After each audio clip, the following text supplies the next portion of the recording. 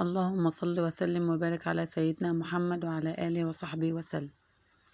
النهاردة إن شاء الله هنعمل مع بعض البكاكين أو الكماك باللبن، وده أنا كنت مصوراه من يومين بس مرضتش أنزله عشان أحداث إخواتنا في غزة، فكان حداد على الشهداء. أنا مرضتش أنزل امبارح فيديو.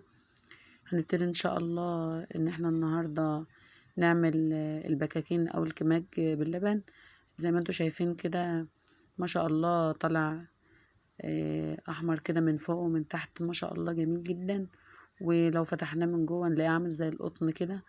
طبعا ده احنا بنعمله لسندوتشات الاولاد في المدرسة او للعشاء بالليل او للفطار والسحور في رمضان. ما شاء الله جميل قوي، بيفكرنا بزمان لما كانت والدتنا بتعمله لنا يعني. طب عشان نوصل للنتيجة اللي انتوا شايفينها دي، تعال بقى نشوف المقادير. وقبل ما نبتدي نحب ندعو في لاخواتنا في غزة انه يا ربنا ينصرهم على اعدائهم ويثبت اقدامهم ويرحم شهدائهم يا رب العالمين.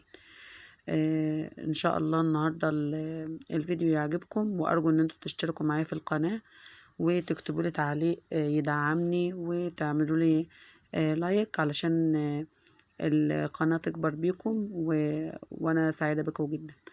يلا كده نشوف المقادير مع بعض. اول حاجة انا هعمل النهاردة 2 كيلو دقيق. فانا جايبة معايا معلقتين سكر ومعلقة ملح، بس معلقة ملح يعني مش كبيرة، ومعايا كيسين فانيليا، معايا كيس خميرة فورية، معايا كيس بيكنج باودر، ومعايا سمسم، ومعايا 2 كيلو دقيق. طبعا هستعمل زيت وسمنة. لو انت عايزة تستعملي قشطة استعملي، لو عايزة تستعملي سمنة بلدي او سمنة عادية. وبنكمل بزيت برضو علشان يعني ما تبقاش السمنة كتير في الكماك. فانا عاملة كوباية زيت وعاملة كوباية سمنة على زبدة، وال2 كيلو دقيق، وكيس الخميرة، كيس البيكنج باودر، كيسين الفانيليا، السمسم والسكر والملح. طبعا السمسم ده اختياري، في ناس كتير ما بتحبش تحط سمسم في البكاكين او في الكماج، بس انا بصراحة متعودة ان انا احط فيه السمسم. طيب البيكنج باودر ممكن تعملي الكيس كله، ممكن تعملي نصه عادي. لو انت شايفة ان الخميرة معاكي يعني كويسة ماهيش باردة قوي، ممكن ما تحطيش بيكنج باودر، بس هو بيساعد في عملية الرفع بتاعة الكماج. طيب نشوف مع بعض. احنا هنعمل خطوة كده مهمة. طبعا شايفين المقادير قدامكم اهي، دي مقادير 2 كيلو. طيب اللبن بقى قد ايه؟ لا اللبن انا ما بعيرش اللبن، انا بحط اللبن جنبي وابتدي ان انا ايه احط وانا بعجن. ولو احتجت فوق اللبن بجيب مية، يعني لو اللبن قدامي لو خلص ممكن اجيب مية واكمل بيها. والله هو في ناس كتير بتحب تعمله بلبن صافي، بس بصراحة هو ممكن ينشفه، فالمية بتضطريه. الوقت انا نخلت كمية الدقيق اللي عندي، هحط مكونات جافة كلها. هحط سكر وملح، هحط خميرة. طبعا هتقولوا لي انت الخميرة حطها في سكر وغطاها وكده، انا في ساعات بعملها كده عادي، بس طالما انا اصلا كنت عاملة اختبار قبل كده للخميرة، امبارح كنت عاملة حاجات فكنت انا عاملة اختبار الخميرة، كانت جاية مع بعضها يعني اكياس مع بعض، فما شاء الله كانت الخميرة كويسة، فانا مش محتاجة اعمل لها اختبار ولا حاجة. فانا حطيت كده كيس البيكنج باودر، حطيت الخميرة على طول جافة كده، حطيتها على الدقيق والسكر والملح والفانيليا. طيب اخد بقى ايه كوباية زيت واروح على البوتاجاز.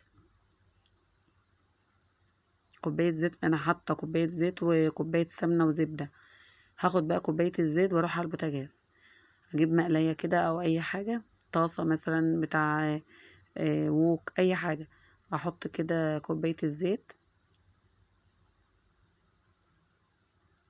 واجيب حبة السمسم. طب لازمتها ايه بقى؟ لان ما ينفعش تحط السمسم طري، لازم تحمصيه. ما تسخنيش الزيت قوي علشان لما تيجي تحط السمسم ما يتحرقش، لو ما بيستحملش. يدوب يا تحطها على النار دقيقة ثانية كده، وتروح حاطة بقى السمسم وتقلبي دقيقة واحدة بس، وتشيليه يا دوب، يعني تشم ريحة ان هو اتحمص يعني. نقلب كده. طبعا انا عاملة هي كمية السمسم مش كبيرة، يعني انا جايبة ب5 جنيه، على اساس انا عاملة 2 كيلو. لو انا عاملة اكتر هكتر السمسم عن كده. تقليبة بس كده.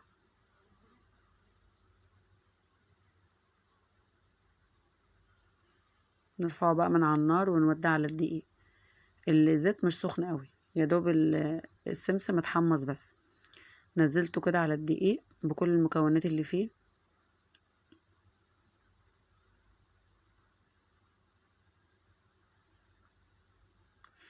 هنقلبه كده. طبعا انت مش هتبسيه لان هو مش قرص. القرص يعني اللي هو الكحك والكلام ده هو اللي بيتبس، لكن دي يا دوب بس هتتوهي بس السمنة في قلب الدقيق. هنحط كده كمان السمنة اللي قدامنا دي، بس بتوهها بس كده. ماشية معاكم خطوة خطوة اهو، عشان لو في بنات او لو حد يعني لسه ما عمروش عمل الكماك ده، يقدر ان هو يعمله خطوة بخطوة معاه. طيب دي بقى السمنة والزبدة، هي بدرجة حرارة الغرفة. السمنة والزبدة انا ما حطيتهاش على النار، ممكن تحطها على النار ثانية واحدة بس تفك منك، بس انا ما حطيتهاش. قلت كفاية الزيت ان انا حطيته على النار، وحطيت ده بنفس درجة الحرارة، درجة حرارة الغرفة اللي انا فيها يعني. طيب اقلب كده الدقيق مع السمنة والزيت والسمسم، تقليبة حلوة كده. حاجة اسمها تتويهة الدقيق او تدخيلة الدقيق، يعني ندخل السمنة والسوائل دي مع الدقيق، بحيث ان كله يبقى شامم ريحة السمنة اهو. كده حاجة بسيطة كده، ما تبسوش قوي عشان العجين في الاخر ما ينشفش منك. البسة بتاعت العجين بتخلي العيش في الاخر ينشف.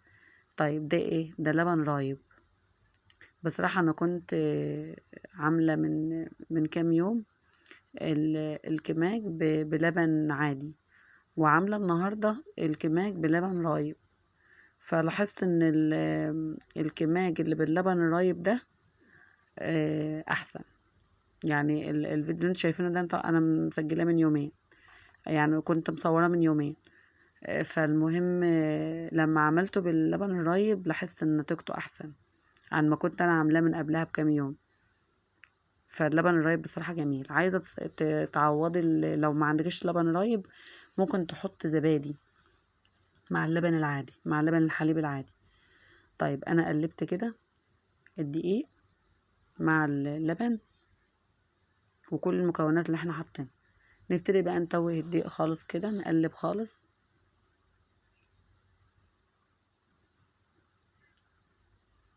وبعدين بقى نكمل بمية. نجيب بقى كده مية، يعني المية تكون ايه؟ دافية، يعني زي دمع العين كده، يعني ما يعني مش سخنة، عشان العيش بيبربق في الفرن لو المية بتاعته سخنة. لازم تكون دافية، حاجة بسيطة قوي. ممكن تعمليه من حنفية عادي، الدنيا يعني مش ساقعة. طيب هنقلب كده برضو كل هي الخلطة اللي قدامنا دي. الناس اللي بتتعلم العجن لسه جديد تقولك الخطوة دي صعبة، اللي هي تتوية الدقيق دي. شوية كده ولغاية ما ايدك بس ايه، آه يعني تقدر ان انت الدقيق يتوه خالص قدامك كده، وتبص تلاقي الحاجة سهلة خالص قدامك.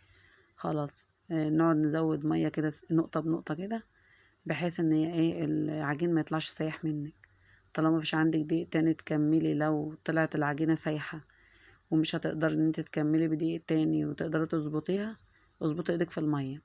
انا شايفة ان العجينة كده خلاص معلش محتاجة مية خالص اهي.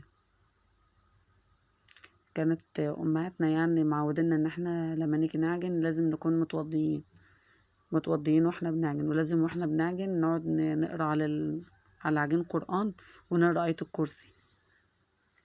بس خدنا بقى العجينة كده غطيناها كده بغطا، وبعدين حطينا فوق الغطا مفرش تقيل بحيث ان هو يدفى ويرفع.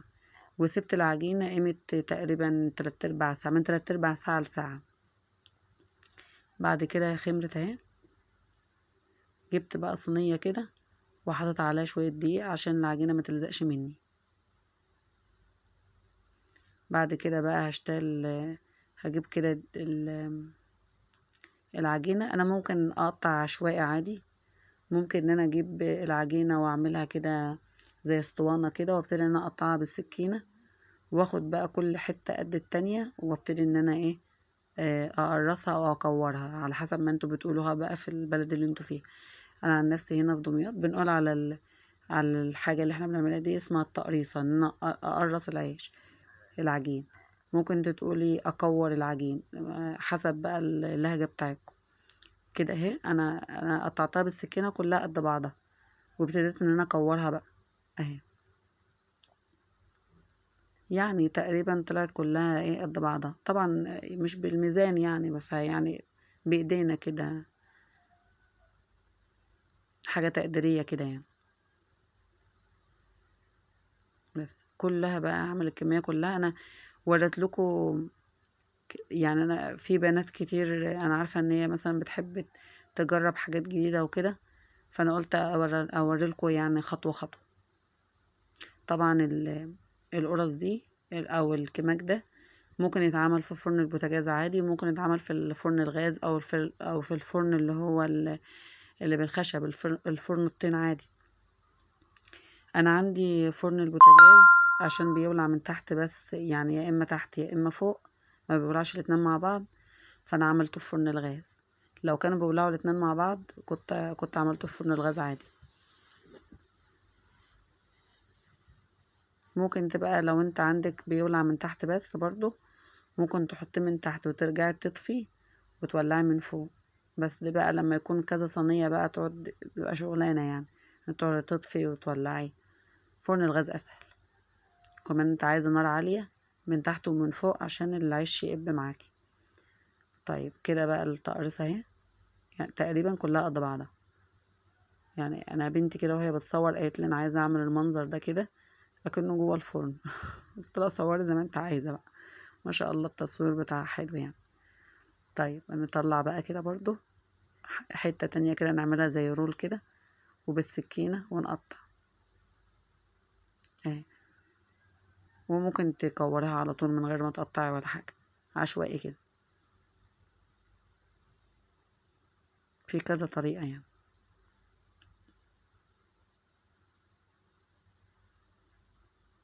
اخد الحتتين الصغيرين كده اعملهم واحدة بس.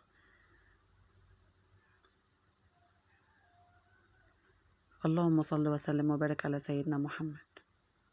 كلنا كده واحنا قاعدين نصلي على النبي وندعو لاخواتنا الفلسطينيين كده.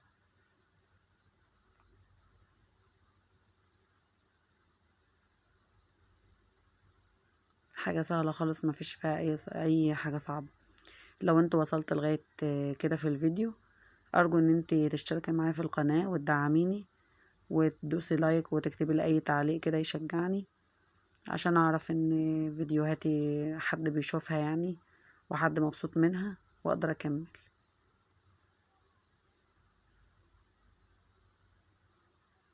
كده.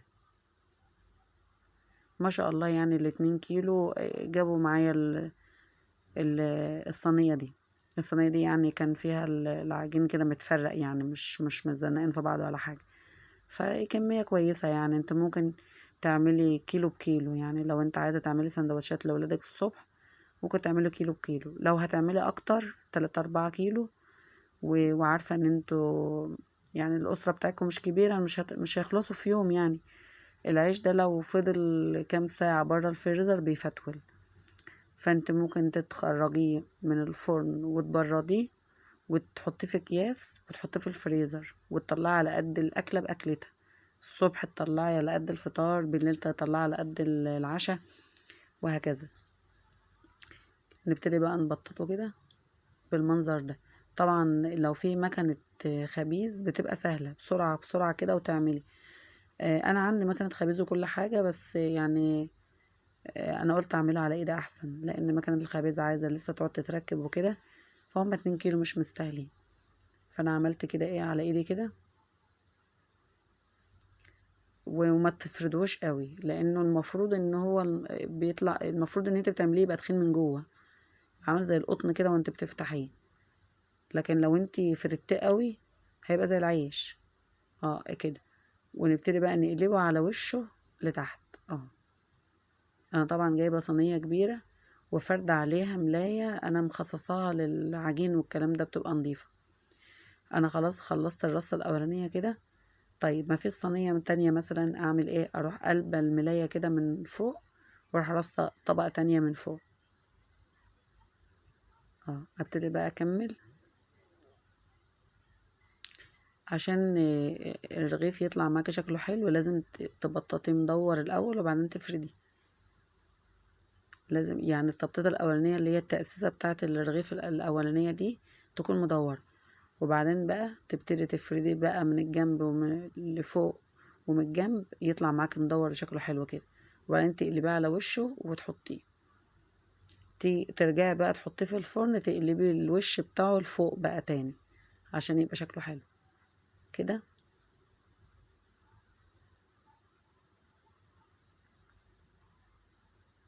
كانت والدتي ربنا يشفيها يعني، كانت زمان تعمل لنا الكماج باللبن ده اساسي يعني، كانت لازم تعمله على طول. ولازم تكون عامله لنا الجبنه البيضه ومحدقه الزيتون. دي كانت اكل اساسي موجود في البيت. برطمان الزيتون، الجبنه، العيش الكماج الفلاحي ده، بحيث ان اي حد جعان، اي حد عايز يعمل سندوتش او اي حاجه، يبقى الاكل موجود في البيت. فطبعا ده خير كبير اوي موجود في البيت. وخلي بالكم دايما كانوا اهالينا زمان يقولوا البيت اللي فيه فرن شغال على طول ده بيبقى بيت كله خير وبركه. وفعلا الفرن طالما يشتغل وفيه عجين وفيه خبز و...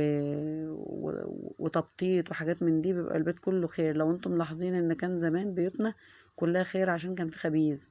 الوقت يعني الحمد لله كده بنسويه خالص كده يطلع شكله حلو كده معانا، ونقلبه على وشه ونروح حاطينه بقى على الصينيه. انا خدت معاكم وقت في التبطيط، انا قلت ايه اوريكم كده الخطوات كلها مع بعض كده ما نتكلم مع بعض شويه يعني. بس احنا خلاص كده ايه يعني، يعتبر قربنا نخلص الكميه اللي عندنا. انا كده بقى رحت ولعت الفرن كده علشان يحمى. وطبعا في خطوه اساسيه، انا كنت حابه ان انا اصورها لكم بس ما صورتهاش. انت لازم علشان تخبزي في الفرن لازم تجيبي قماشه نظيفه وتحطيها في ميه، وتروحي والفرن شغال تروحي رايحه مسحه ارضيه الفرن ومش شاهده عليه، يعني تقولي اشهد ان لا اله الا الله واشهد محمد رسول الله على طول وانتي قبل ما تخبزي. ليه؟ الفرن ده طبعا بتشوي فيه سمك، بتحطي فيه اي نوع مثلا صواني بتحمري، بيبقى فيه فراخ، بيبقى فيه سمك بيتحمريه، اي حاجه. فعشان ما تبقاش ريحته لقطه من حاجه لازم تجيبي قماشه نضيفه في ميه، وتروحي والفرن شغال سخن تروحي مدخلاه ومش شاهده عليه. دي حاجه احنا متعودين عليها طول عمرنا يعني. وبعدين بقى تبتدي تحطي الصواني اللي انت عايزه تحطيه، يبقى الفرن كده نضيف ومش شاهد يعني. خلاص ابتديت احط بقى اول صينيه كده.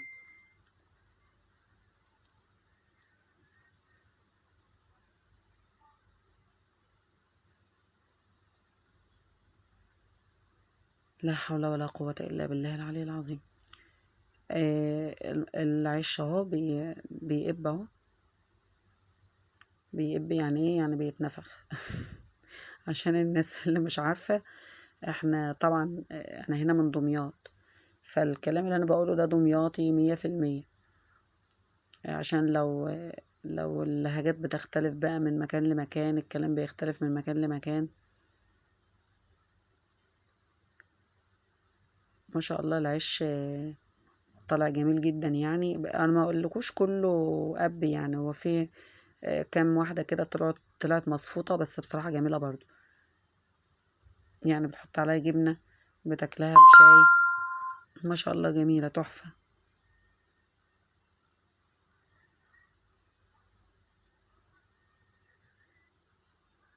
خلاص، وياخد بقى لون من تحت ومن فوق. طب هحطه ازاي؟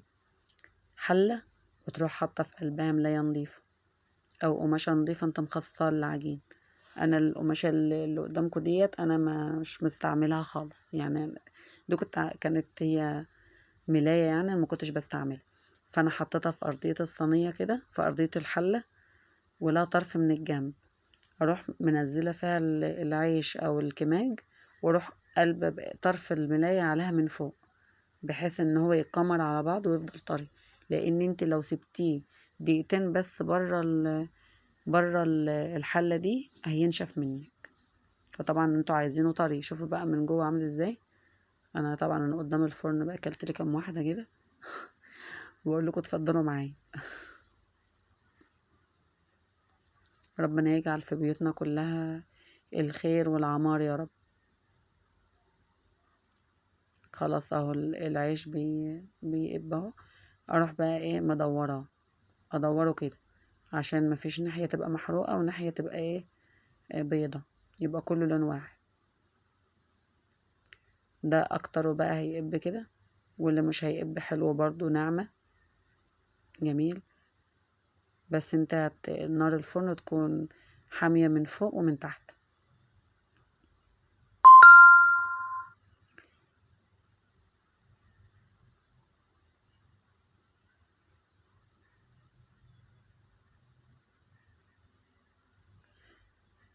لا حول ولا قوة الا بالله العلي العظيم.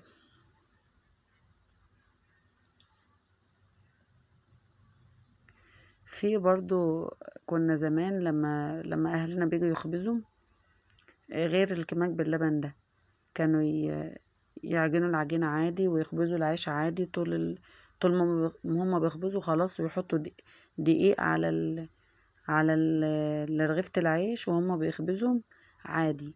يجوا على آخر مثلا 10 15 رغيف ويمنعوا حط الدقيق خالص، ما يحطوش دقيق على العيش خالص.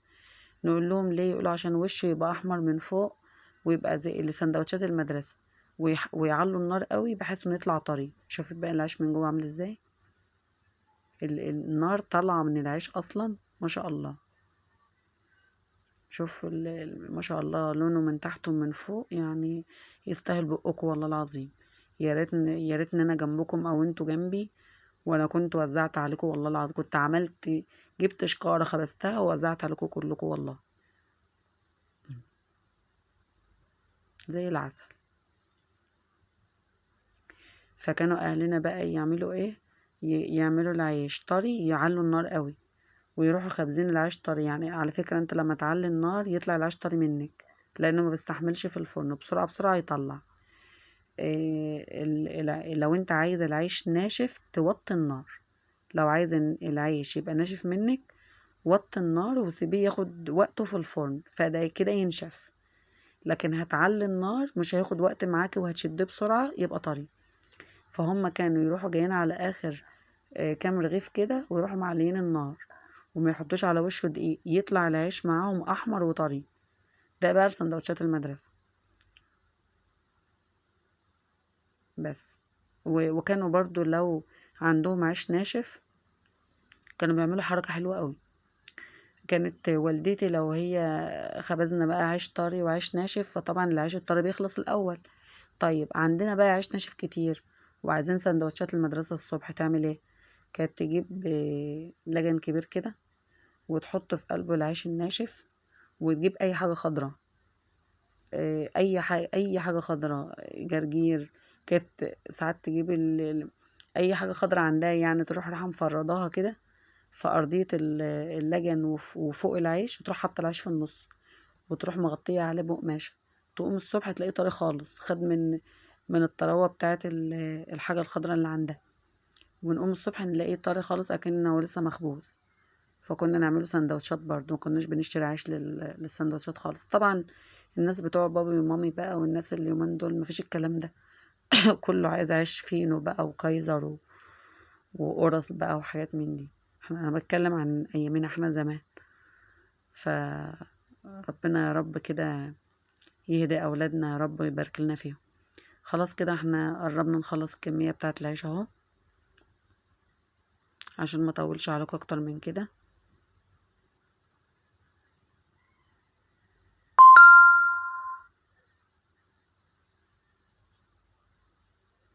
بس العيش يعني العيش تحفة ازاي.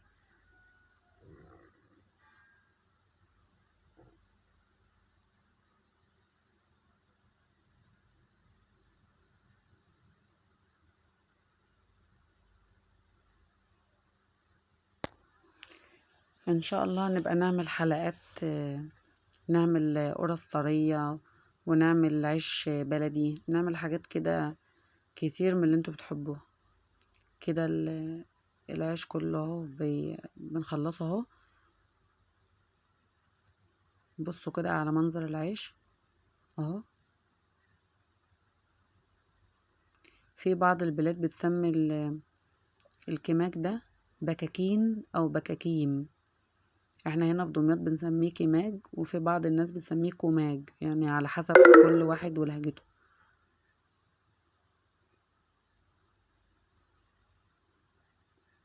ده بقى في رمضان بقى كده ساعة السحور، ولما تعملوه بقى بعد الفطار، يعني تجوا بعد الفطار كده تتسلوا كده في كيلو ولا في 2 كيلو، والواحدة بقى تدي لحماتها وتدي لسلفتها، بقى حاجة جميلة جدا.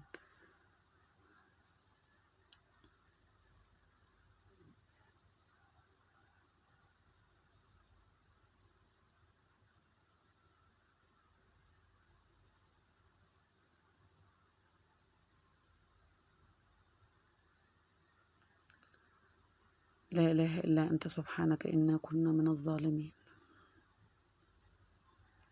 يا رب يفرج هم كل مهموم، يا رب يفرج كربنا جميعا يا أرحم الراحمين يا رب العالمين.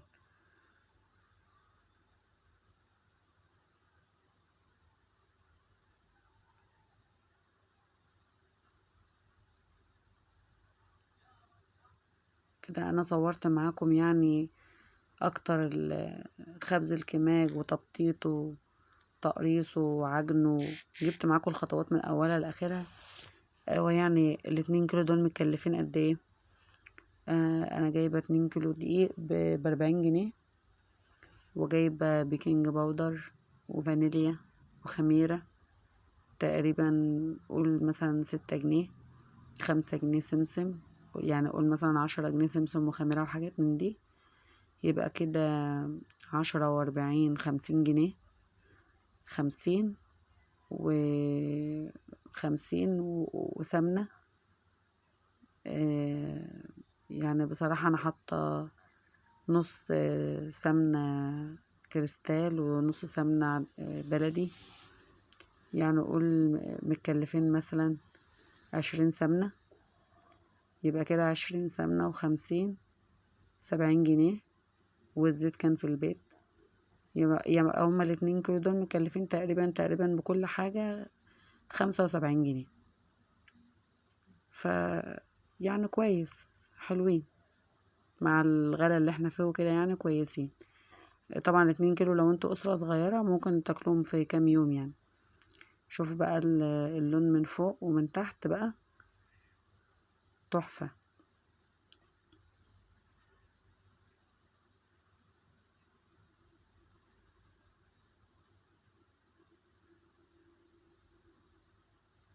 نطلع بقى نحطه فوق بعضه كده، ونبتدي بقى ندخلهم جوه، وهنبردهم، ونجيب كيس بلاستيك ونحطه في قلبه بعد ما يبرد عشان ما يعرقش. وبعدين بقى نشوفوا مثلا انتوا هتتعشوا بقد ايه، ولا هيفيد منكم قد ايه، تبتدوا تاخدوا تحطوه في الفريزر، وتطلعوا منه بقى ايه واحد بواحد كده على حسب الاكل. شوفوا بقى ايه، هقطع لكم واحد كده من جوه، دخان لسه طالع منه ازاي. يستاهل بقكم، كل سنه وانتم طيبين.